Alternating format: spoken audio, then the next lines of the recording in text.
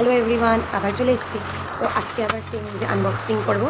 আর এটা আমি একটু খুলেও নিয়েছিলাম, তারপরে আমার মনে আসছে কি আমার তো ভিডিও করতে হবে। তো চলো দেখতে, আমি বলছি এটা কী আর এটা কত প্রাইস। এটা আমি সব থেকে নিয়েছি।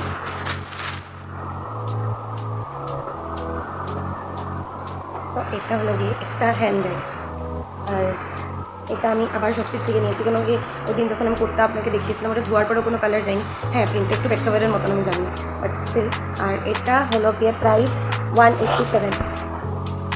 তো এটা হলো গিয়ে অনলি 187 রুপিস। আমি অর্ডার ওই দিন যে আপনারা কুর্তাটা দেখেছিলেন ওটা অর্ডার দিয়েছিলাম, ওইটা নো ডাউট একটু ব্যাককভারের প্রিন্টেড, তাও কোয়ালিটি ওয়াইজ ভালো, কেন কি আমি ধুয়েছি তাও সেম, আর পরেও আরাম আছে। এটা দিয়েছি, এটা তখন দেখতে ভালোই লাগছিলো, কিন্তু এখানে একটু প্রবলেম আছে। অবশ্যই 187-এ কী আর পাওয়া যাবে, এই যে এগুলো সুতো বেরোয় আছে, আর যদি বৃষ্টি দেয় তো এইগুলোর জায়গার থেকে জল ঢুকে যাবে।